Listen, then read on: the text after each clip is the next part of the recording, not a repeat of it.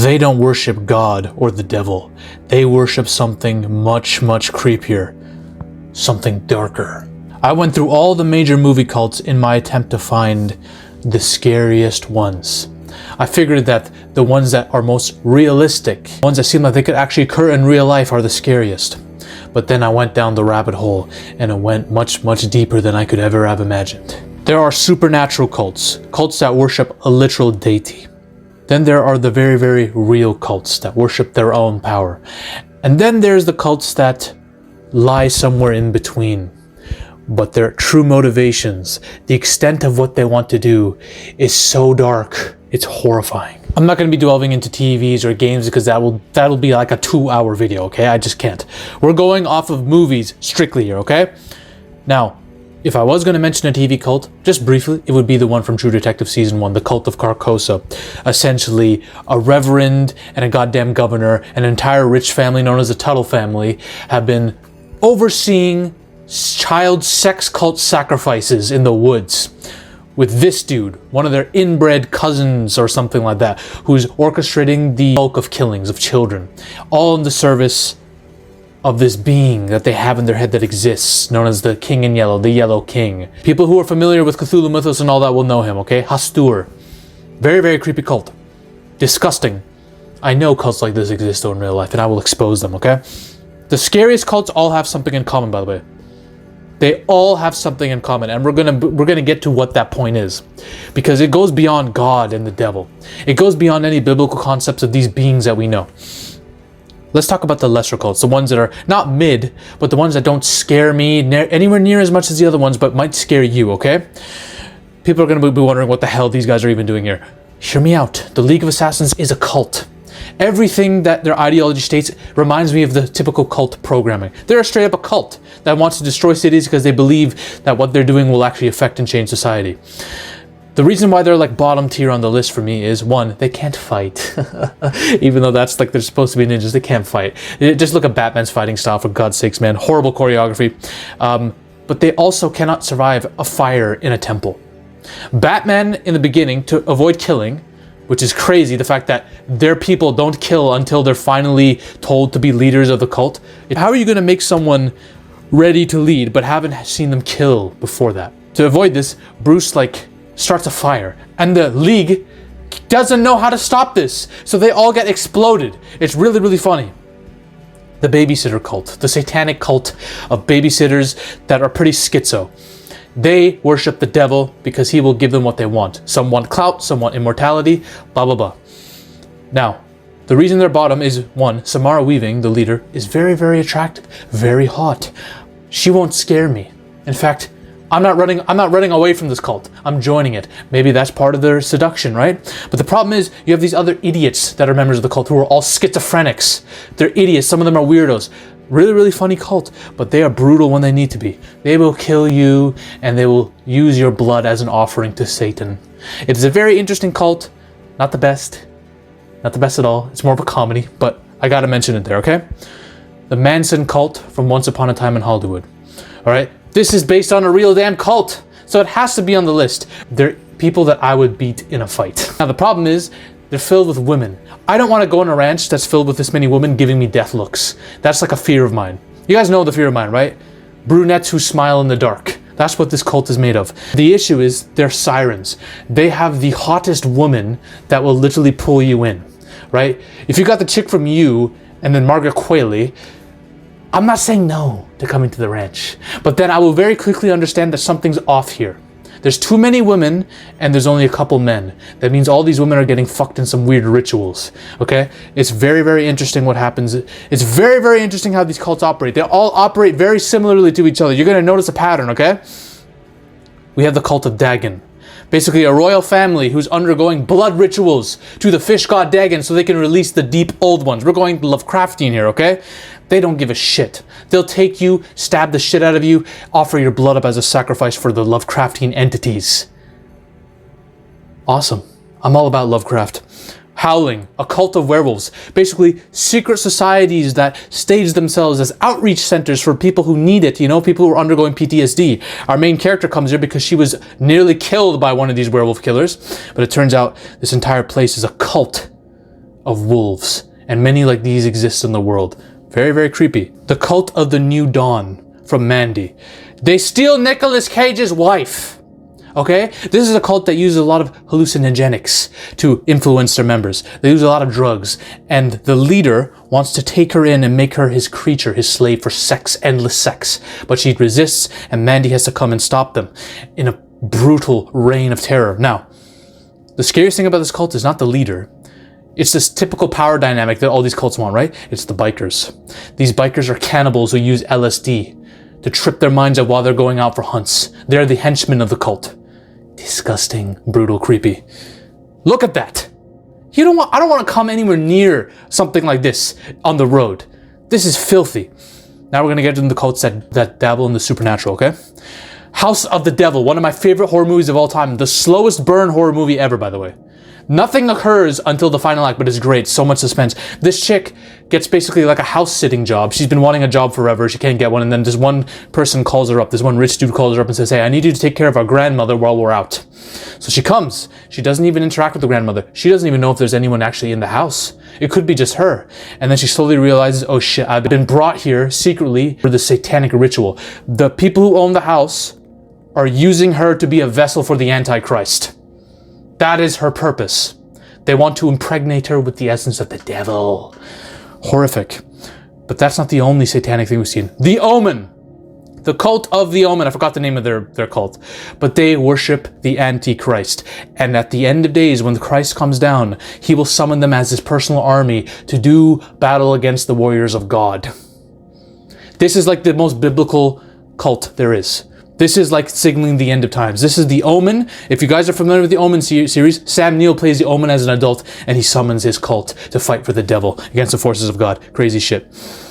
We have the cult and paranormal activity. There are two sides to this cult. If you've seen Paranormal Activity, the movies vary in their cult. There's like this Amish cult that secretly is housing a demon underneath while they're doing all these crazy sacrifices. And then there's this coven of witches that acts as a cult that's been manufacturing the death of families and the taking of children for years. They go crazy and they all worship Asmodeus, the demon. Asmodeus is called Toby in some of these movies, right? When he's playing with kids, they call him Toby. But when you actually see Asmodeus, he's been housed underground, imprisoned in the body of a woman. And the reason they do that is because if he uses a man as his vessel, if he's released and possesses a man, the world's done.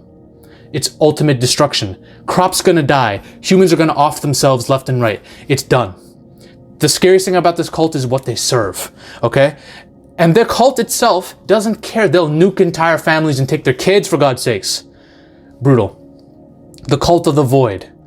Basically, these hooded figures lay outside a hospital, guarding all the gates and entries, while they systematically organize the summoning of a different dimension. They all worship an entity, a Lovecraftian entity from the void. I theorize this void to be the Todash space in Stephen King's universe, but it's this realm where all these Lovecraftian creatures are. And the members of these cults enact mutations on the humans, turning them into monsters within this hospital. All this takes place in the hospital. Very, very horrific and disgusting movie. You guys should watch it. The greatest part about the movie is the quote by one of the cult members. There are things older than time, and they have blessed me. I'm telling you, bro. Some of the cults I'm going to mention here that delve into the Lovecraftian, they're the scariest because of shit like this. You don't know what they worship. You can't just categorize it as, oh, they're God worshippers, they're Satan worshippers. No.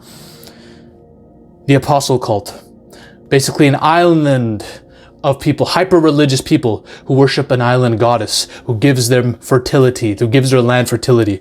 Only problem is they've kidnapped a woman with powers and do blood offerings to her so that they can keep the island fertile. But as the cult itself grows more unstable and as the leaders go more corrupt, she stops giving them what they want, and that leads to chaos within the cult. But that's not the worst part about this cult. The worst part about this cult is how corrupt and pathetic the leaders are. This is a daughter of one of the head leaders. She sleeps with one of the dudes and accidentally gets pregnant. And when this guy finds out, brutally kills and maims his own daughter, and then takes the guy and enacts this torture death on him. This death punishment. This is one of the most brutal, sadistic cults I've ever seen in my life. That's the level we're dealing with. But we get even worse. The cult of Paimon in Hereditary. I think I'm saying the names right, but I don't know. Paimon is the demon king that serves Satan. He's one of his most powerful demon kings. And the cult basically organizes the destruction of a family. They are sequentially creating events that will screw this family up. They are responsible for many deaths. They use satanic death rituals to cause the many deaths within this family so they can get their end goal. This chick gets her head cut off in a car accident. It was systemized as a death ritual by the cult. Everything was organized for this family to fall and suffer so that he, undergoing enough pain and suffering, would be empty enough in the soul, dark enough in the soul, that he'd be the vessel for Paimon, the demon, and they would all worship him as their new king. It is one of the most brutal, dark cults ever. It's a skid, bro. I don't even want to talk about Hereditary anymore because that movie is just depressing, okay? The ones that make me shit bricks, okay? We're getting real here, all right? The Sacrament. On the real-life Jonestown massacre. Basically, a cult that essentially established itself as a utopia. Drug-free, crime-free, racism-free. Everyone is equal. There's no need for capitalism or any of that shit here. Everyone's helping each other out. There is a need for money because the cult collects it at the top. And there's a need for dominance and control and manipulation over everyone. And it all starts with him, the father. This movie shows better than most the power of a charismatic leader and the effects he can have when he's manipulating a group of people, okay? This is the problem with cults.